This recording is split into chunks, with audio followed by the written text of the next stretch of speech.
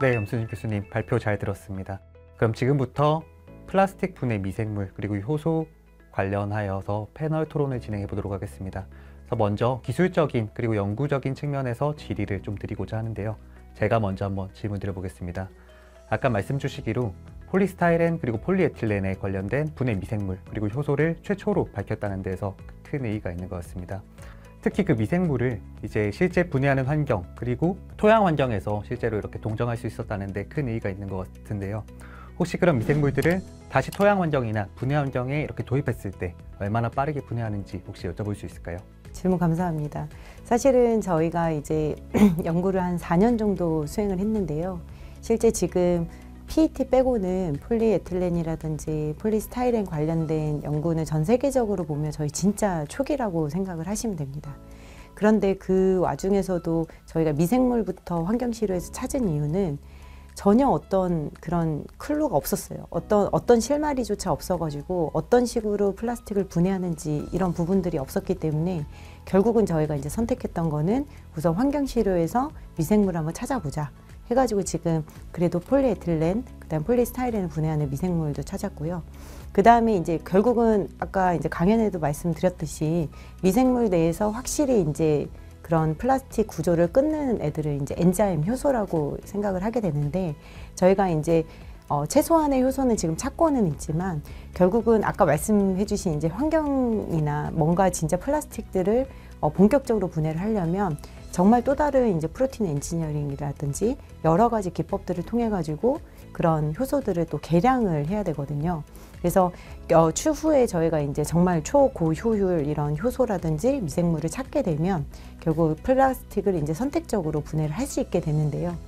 그렇게 되면 이제 지금은 PET뿐만이 아니라 다른 PE나 PS 같은 여러 가지 이제 하이드로카본 플라스틱들을 잘 분해를 할 수가 있을 건데 아까 말씀하신 이제 환경 처리는 또 다른 문제인 것 같습니다. 왜냐하면 또 다른 규제라든지 또 뭔가의 또 상황이 있기 때문에 그렇지만 지금 환경에 뿌릴 단계보다는 결국은 지금 기초 단계도 지금 전혀 그런 뭔가의 분해할 수 있는 게 아직 밝혀지지 않았기 때문에 그 부분에 이제 지금 의의를 두고 있고요. 이제 환경 부분은 이제 추후에 저희가 진짜 더 열심히 해가지고 그런 부분들 이제 효과적인 그런 미생물 효소를 밝히면 가능하지 않을까 생각하고 있습니다. 네, 의견 잘 들었습니다. 아까 효소 관련된 말씀을 하셨는데 그럼 효소 관련된 질문을 한번 드려보도록 하겠습니다. 아까 결국 미생물이 플라스틱을 분해하는 거는 그 안에 있는 효소에 관련된 작용 때문이라고 말씀을 주셨고 폴리에틸렌과 관련해서 그 분해하는 효소를 이제 규명하고 계신다고 말씀 주셨는데요. 아마 폴리에틸렌이나 폴리스타이렌 둘 다 단일 엔자임으로만 되는 리액션은 아닐 것 같고 이제 멀티플한 효소가 필요할 것 같습니다. 그래서 이에 대해서 조금 더 자세하게 의견을 주실 수 있을까요? 네, 정말 되게 중요한 질문인데요. 실제로 저희가 플라스틱을 분해할 수 있는 효소라고 하면 지금 페테이지가 제일 유일하다고 볼 수 있어요. 그래서 페테이지 같은 경우는 사실 페트병을 이루는 그 페트라는 플라스틱이 에스터본드만 가지고 있기 때문에 사실 원스텝으로 끊으면 다 끊어지거든요. 근데 폴리에틸렌, 폴리스타이렌, 폴리프로필렌 이런 애들은 CC로만 이루어져 있으니까 너무 에너지 수준이 너무 높다 보니까 사실 이걸 케미컬리 아니면 바이올로지컬리 이렇게 끊는 게 사실 쉽지가 않거든요. 그래서 저희가 이제 처음에 논문도 엄청 찾아보고 공부를 많이 해보니까 결국은 이 CC를 끊는 그 단계가 저희가 봤을 때는 이제 한 스텝이 아닌 것 같더라고요. 이제 멀티 스텝인 것 같은데 물론 나중에 정말로 운이 좋아가지고 저희가 원 스텝으로 딱 끊는 그런 슈퍼 엔자임을 이제 이렇게 찾아내면 너무 좋겠죠. 근데 저희가 지금 이론상으로 이제 케미컬 리액션 쪽을 먼저 봐요. 사실 바이올로지컬 우리 생화학적인 메커니즘을 보게 되면 사실 화학적 메커니즘이랑 거의 비슷한 그런 메커니즘을 가진 경우가 정말 많거든요. 그래서 우선은 화학적으로 이 CC분들을 어떻게 끊는지를 저희가 공부를 해보다 보니까 솔직히 말해서 저희가 이제 이렇게 엔자임으로 이용을 해도 아마 멀티 스텝이 있을 거다 해가지고 저희가 이제 메커니즘을 제시를 한 거고요. 그러다 보니까 이제 저희가 메커니즘을 제시를 할 때 아마 한 4개 정도 엔자임이 필요할 것이다라고 우선 제시를 한 건데 사실 운이 좋으면 한 번에 땅 끊는 그런 이제 슈퍼 엔자임 같은 걸 저희가 개발하면 너무 좋겠죠. 근데 그거는 사실 희망사항이고 그렇지만 저희가 이제 여러 가지 실험을 해보다 보니까 첫 번째 아마 그 에너지 수준이 높은 CC본드를 끊는 거는 결국은 옥시전 산소를 집어넣는 게 정말 키포인트인 것 같더라고요. 그래서 여러 가지 문헌조사나 이게 저희가 논문을 보다 보면 결국은 첫 번째 스텝은 옥시전을 집어넣는 게 정말 중요할 것 같더라고요. 그래서 그러다 보니까 이제 저희가 진짜 미생물을 찾을 때 이제 플라스틱 표면을 이제 분석을 해보면 제일 크리티컬한 포인트는 옥시전이 있냐 없냐로 딱 갈리더라고요. 이제 그래서 이제 이건 확실히 첫 번째 스텝은 옥시전을 집어넣는 거다라고 생각을 했고, 결국 이제 논문이나 이제 저희가 이제 연구를 하다 보면 결국 첫 번째 타겟을 옥시데이션, 그 하이드록실레이즈 효소를 찾아야겠다라고 이제 생각을 한 거고요. 그 뒷단에 이제 세 개의 단계 이제 엔자임 같은 경우는 사실 저희가 처음으로 찾아낸 건 아니고 실제 이제 폴리에틸렌을 끊으면 알케인이나 페리에시드가 나오는데 저희 페리에시드를 또 중간을 끊는 그런 메커니즘은 기존에 많이 보고가 돼 있었어요. 그러다 보니까 이제 중세 그 페리에시드 지방산들을 끊는 효소가 한 3개 정도 보고가 돼 있었는데 그게 바로 이제 알코올 디하이드로게네이즈, 비브에모, 그다음에 에스터레이즈였어요. 그래서 결국은 지금은 저희가 봤을 때는 폴리에틸렌을 끊는 그 단계는 아마 옥시전을 넣고 나서 그 다음에 이제 끊는 3스텝으로 가게 되면 끊어질 것이다라고 이제 예측은 하고 있고, 실제 이제 강의에는 저희가 말씀드리지 않았지만 저희가 이 제시된 그 메커니즘에 관련된 효소 반응을 해서 이제 끊어진 것까지는 저희가 확인을 한 상태거든요. 이제 증거를 이제 찾아야 되니까 그렇게 가고 있는 거고요.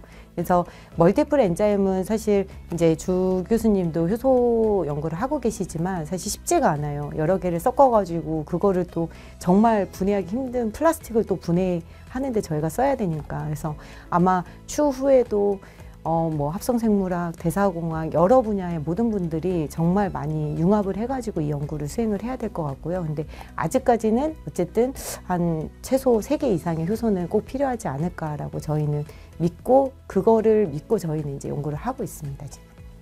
네, 교수님 잘 들었습니다. 그럼 이번에는 주 교수님께 한번 질문을 드려보도록 하겠습니다. 아까 PETase 얘기가 나와서 말인데요. 제가 알기로는 주 교수님께서도 이제 PETase를 활용한 폐 플라스틱을 이제 고부가가치 물질로 전환하는 업사이클링 연구를 진행 중인 걸로 알고 있습니다. 이와 관련해서 이제 PE나 혹은 폴리스타이렌과 같은 이제 난분해성 플라스틱을 업사이클링하는 연구를 하는 방안에 대해서 혹시 이렇게 제언해 주실 수 있을까요? 네, 질문 감사드립니다. 아까 연 교수님이 말씀하셨던 PE나 PS와 비교하여 PET 업사이클링 재활용 같은 경우에는 산업적으로 굉장히 많은 수준으로 올라가 있습니다. 그래서 PET 같은 경우에는 아까 연 교수님이 말씀하셨지만 분해하는 요소가 2016년에 사이언스 논문에 처음 나왔습니다. 그런데 그것이 산업화되는 것은 2021년도에 결과가 발표가 되었습니다. 그래서 카비오스라고 하는 프랑스 회사에서 그 생물학적으로 PET를 분해해서 단량체 수준으로 만들고 다시 재중합을 해서 플라스틱 용기를 만드는 기술을 개발했고요. 다 아시겠지만 로레알이라고 하는 굉장히 큰 화장품 회사에 원료를 공급하기로 이미 계약을 맺었습니다. 그 뜻은 뭐냐면 처음에 효소가 산업적 가능성이 낮았지만 불과 5, 6년 만에 산업화가 된 거고요. 물론 아까 에스터본드가 쉽다고는 하셨지만 슈퍼엔자임 개발하는데 굉장히 오랜 기간과 노력이 들긴 했습니다. 그 사이에. 그렇지만 산업화가 됐고요. 그래서 기존의 화학적 재활용이나 물리적 재활용보다는 굉장히 지금 산업적 가능성이 높은 걸로 시장에서는 평가를 하고 있습니다. 그래서 첫 시작이 굉장히 중요한 것 같고요. 염수진 교수님 같은 경우에는 이제 기초 연구 단계라고 하셨지만 PE나 PS에 대해서 생물학적인 재활용이나 분해 연구가 굉장히 전 세계적으로는 사례가 거의 없습니다. 그렇기 때문에 지금 발견하신 미생물과 효소를 꾸준하게 연구하신다고 하면 굉장히 높은 수준의 연구 결과를 얻고 산업적 응용성도 아마 어느 정도는 갖고 가시지 않을까 이렇게 생각을 하고 있습니다. 네, 감사합니다. 네, 교수님 감사합니다. 네, 연 교수님 그러면 저도 아까 엔자임의 중요성에 대해서 설명을 하셨는데 한 가지 질문을 한번 드려보겠습니다. 아까 효소의 중요성에 대해서 설명을 하셨고 멀티 엔자임을 쓰신다고 하셨는데 하지만 가장 중요한 것이 반응의 첫 단계를 시작하는 P450 엔자임인 것 같습니다. 하이드록실레이션이 굉장히 중요하고 어렵다고 말씀을 하셨는데요. 특히 효소를 공부하는 사람 입장에서는 P450가 굉장히 어려운 효소로 알려져 있습니다. 발현도 잘 안 되고요. 그리고 아까 화학 결합을 끊기 위해서는 에너지가 굉장히 많이 필요하다고 했는데 에너지를 소비하는 조효소도 필요하고요. 여러 가지 어려움이 있는 것 같습니다. 그래서 연 교수님이 생각하시는 현재 연구하고 계시는 P450 엔자임의 한계와 앞으로 개량 방향성은 어떤지 간략하게 설명 부탁드리겠습니다. 네, 또 주 교수님이 상당히 되게 중요한 부분을 지금 얘기해 주셨는데요. 실제로 그 쓰이고 있는 엔자임들이 이제 P450 모노옥시게네이즈도 마찬가지지만 뒷단에 있는 알코올디하이드로게네이즈도 그러고 비브에모도 그러고 NAD나 NADP를 쓰는 그런 조효소를 쓰게 되는 그런 엔자임이에요. 특히 이제 CYP 같은 경우는 이제 NADPH를 쓰게 되는데 말씀하셨던 것처럼 사실 발현도 좀 어렵고 뭐 이게 살짝 그 NADPH가 비싸다 보니까 정말 어려운 부분들이 있어요. 근데 저희는 이제 첫 스텝으로 찾기는 했지만 저희가 이제 제시한 그 메커니즘에는 결국 처음에는 하이드록실레이즈가 중요하겠다 했는데 P450를 먼저 찾기는 했어요. 그렇지만 저희는 이제 P450 말고 조효소가 필요하지 않은 다른 하이드록실레이즈를 같이 찾고 있어요. 그러다 보니까 아마도 그 퍼럭시게네이즈나 여러 가지 라케이즈들을 저희가 좀 찾지 않을까라고 예상을 하고 있고요. 실제로 저희가 지금 찾고 있는 거 지금 퍼블리시는 안 됐지만 그런 실마리들이 조금 있는 데이터들을 좀 찾았거든요. 그럼에도 불구하고 저희가 이번에 발표드렸던 P450는 저희가 조금 운이 좋았는지 모르겠는데 발현도 잘 되고 또 정제도 잘 되고 활성도 좋고 다행히도 또 그런 상황이어가지고 저희도 정말 편하게 실험은 하긴 했는데 아까 주 교수님 말씀하신 그 조효소 건은 정말 해결해야 되는 문제예요. 사실 지금이야 기초적으로 플라스틱을 분해를 한다 안 한다가 정말 중요하기 때문에 그렇게 가고 있지만 말씀하신 대로 나중에 정말 산업화를 한다거나 뭔가 쓰려면은 그런 것들을 저희가 해결을 해야 되는데 추후에 저희가 이제 전자전달계를 조금 엔지니어링 한다거나 아니면은 그뿐만이 아니라 또 요즘은 NADPH 말고 좀 더 싼 NADH로 코팩터를 전환하는 또 기술도 있고요. 여러 가지 단백질 효소공학을 이용을 하게 되면 충분히 그런 부분들을 극복을 할 수 있을 거라 생각되고 그치만 그 극복은 사실은 조효소를 쓴다는 것 자체가 한계점이기 때문에 저희는 이제 결론적으로는 그런 조효소를 쓰지 않은 옥시게네이즈, 하이드록실레이즈를 좀 이제 제발 찾기를 원하면서 그렇기 때문에 저희가 계속 미생물 스크리닝을 포기를 할 수가 없는 게 실제로 저희가 효소를 하다 보면 그 효소의 뭐 유전자 정보라든지 이런 게 요즘은 사실 많이 이제 노출이 돼 있어요. 그럼에도 불구하고 많이 데이터베이스가 되게 작거든요. 결국은 저희가 자연계에서 신규 효소들을 찾아가지고 저희가 가야 되는 부분이기 때문에 그런 것들을 해결하기 위한 저희는 다른 하이드록실레이즈까지 지금 고려를 해서 찾고 있습니다. 그래서 조금 더 추가적으로 말씀드리면 저희가 이제 발표 말단에 이제 P450 말고 최근에 알켄 모노옥시게네이즈를 저희가 또 찾았거든요. 근데 알켄 모노옥시게네이즈도 똑같아요. 똑같이 그런 코팩터를 필요하고 전자전달계가 정말 막 애매하게 정말 어려운 효소고 특히나 또 알켄 모노옥시게네이즈는 멤브레인 프로틴이다 보니까 발현도 또 어렵고요. 그러니까 이게 저희가 미생물을 찾아가지고 이제 효소로 이제 결국은 가고 있는데 상당히 애로사항은 있어요. 그렇지만 다행히도 이제 페테이즈 사례를 아까 말씀해 주신 것처럼 페테이즈도 처음에 그랬어요. 페테이즈 찾았을 때 페트를 분해하는 그 수율이라든지 이런 게 정말 거의 미미하거나 스크래치 수준이었잖아요. 근데 정말 그 프로틴 엔지니어링 하시는 분들, 구조하시는 분들, 여러분들이 이제 공격적으로 이제 연구를 하다 보니까 거의 5년 만에 이제 산업화까지 올렸잖아요. 그래서 저도 이제 그런 부분들이 이제 저희가 경험이 있기 때문에 이런 효소들을 저희가 최대한 많이 찾아 놓으면 충분히 그런 부분에 융합해가지고 엔지니어링 하는 거는 이제 기술의 문제니까 그런 부분으로 저희가 하면 되지 않을까 그렇게 예상을 하고 있습니다. 네, 답변 감사드립니다. P450도 연구하기 되게 어려운데 코팩터를 쓰지 않는 새로운 효소까지 탐구하신다니까 좋은 연구 결과를 얻기를 기대하고 있겠습니다. 네, 고맙습니다. 네, 감사합니다. 그럼 지금까지는 연구 관련된 질문을 드렸다면 이제 조금 더 활용 방안이나 혹은 산업화와 관련된 질문을 좀 드려보고자 합니다. 주 교수님께 조금 더 여쭤보도록 하겠습니다. 주 교수님께서 생각하시는 바이오 기술과 화학 기술의 차이점은 어떤 점이 있을지 한번 말씀 부탁드리겠습니다. 네, 저는 산업적 관점에서 조금 고민을 해서 말씀을 드려보겠습니다. 아까 영 교수님께서 PET 같은 경우에는 굉장히 초기 단계에서 시작했지만 5, 6년 만에 산업화 가능 수준까지 기술이 고도화됐다고 말씀을 하셨잖아요. 사실은 그것은 이제 이미 산업화가 됐고요. 아까 말씀하신 대로 PET 엔자임, 원천 엔자임을 잘 확보를 해서 결국은 패키지처럼 공정을 만들었습니다. 그리고 이 공정이 갖는 장점이 화학기술 같은 경우에는 단일 소재에 대해서만 반응을 할 수 있는데 생물 같은 경우는 아까 기질 특이성이 굉장히 좋다고 하셨지 않습니까? 그래서 다른 이물질이 섞여 있거나 소위 말하는 다른 불순물이 섞여 있거나 그리고 PET 플라스틱 병 같은 경우에는 첨가제들이 막 들어가 있어요. 가소제라든가 다른 소재들이 들어가 있었는데 그래도 아랑곳하지 않고 분해를 할 수 있습니다. 그렇기 때문에 기존에 있는 화학 공정 대비 굉장한 장점을 갖고 있고요. 이렇게 원천 엔자임을 갖고 있고 그것을 산업화했을 때 가장 장점이 라이센서가 될 수 있습니다. 그래서 패키지화해서 필요한 기업에 팔 수가 있습니다. 그리고 매년 라이센스를 받을 수 있습니다. 그렇기 때문에 굉장한 장점이 있고요. 물론 이제 화학기술 대비 그러한 장점을 갖고 있는 효소 공정도 있지만 아까 영 교수님이 말씀하셨던 P나 PS 같은 경우는 이제 시작이라고 하셨지만 좋은 원천 엔자임을 잘 개발하시면 먼 미래에는 라이센서가 되실 수도 있습니다. 그래서 굉장히 좋은 연구하고 계시고 좋은 엔자임을 지금 가지고 계시기 때문에 꾸준히 연구하신다고 하면은 좋은 산업적 성과도 얻으실 것 같습니다. 네, 주 교수님 답변 감사합니다.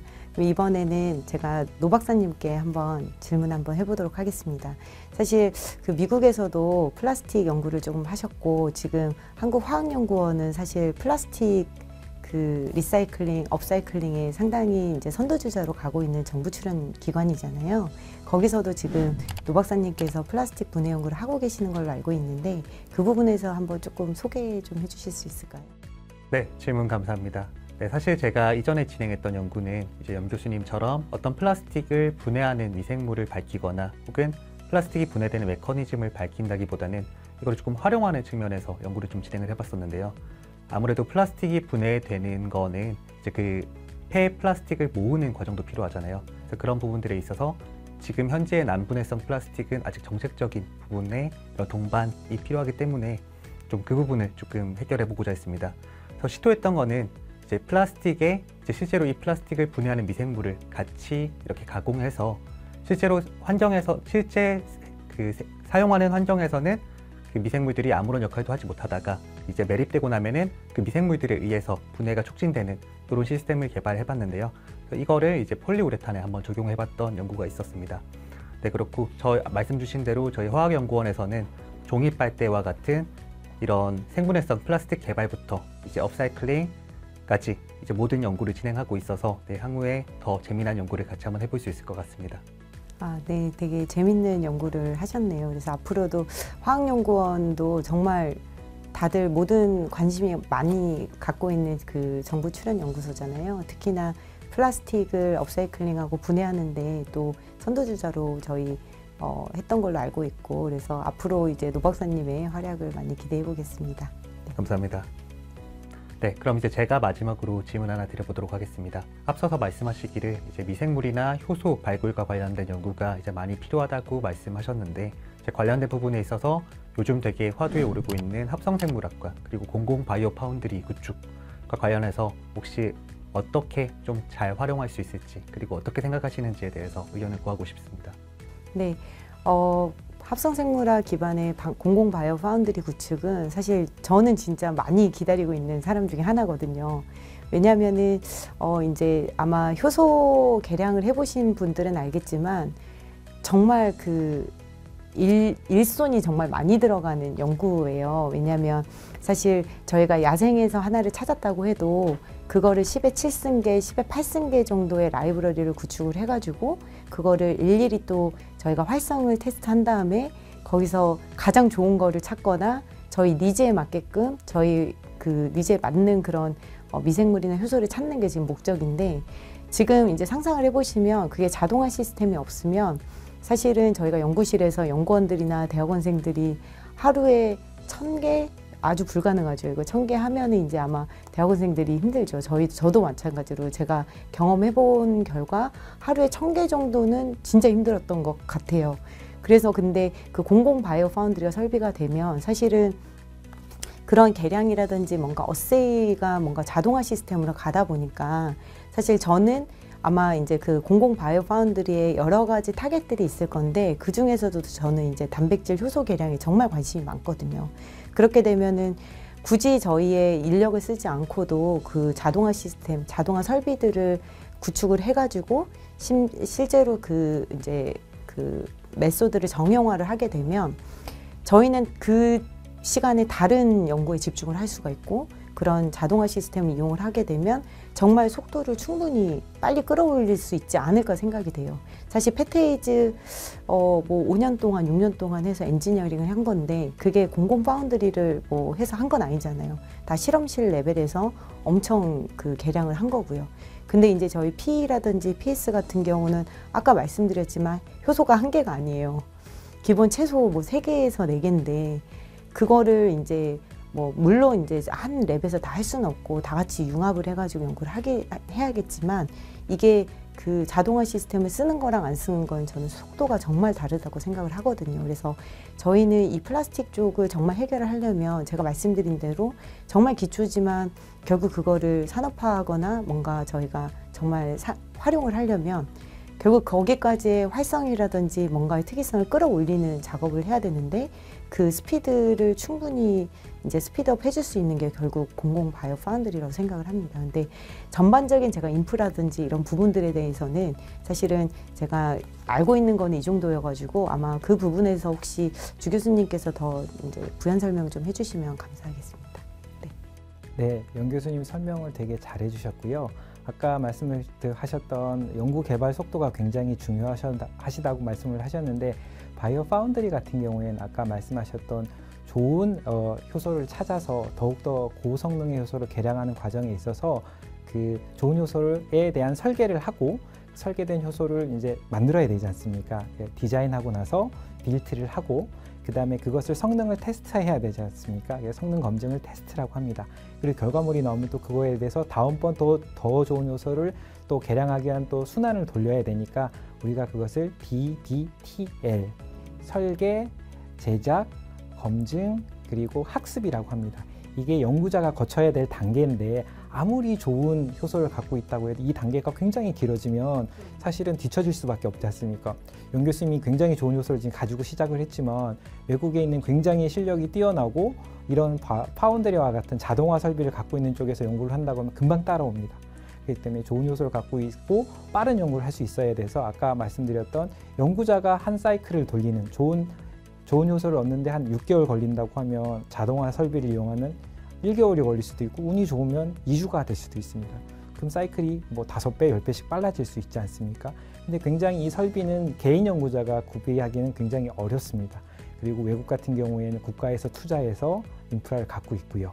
그리고 회사에서는 미래를 바라봐서 그런 바이오 파운드리를 운영하는 회사도 있습니다. 해외 같은 경우에는. 국내에는 이제 정부에서 그 첨단 바이오의 필요성을 인식해서 지금 구축 노력을 하고 있는 걸로 알고 있고요.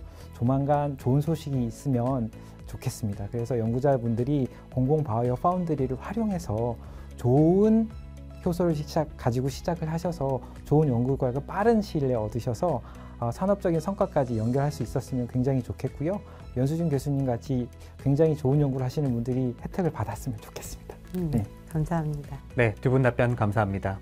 네, 그럼 저희가 지금까지 이제 염수진 교수님의 그 플라스틱 분해 기술 관련해서 이제 발표와 이제 패널 토론을 진행해 봤는데요.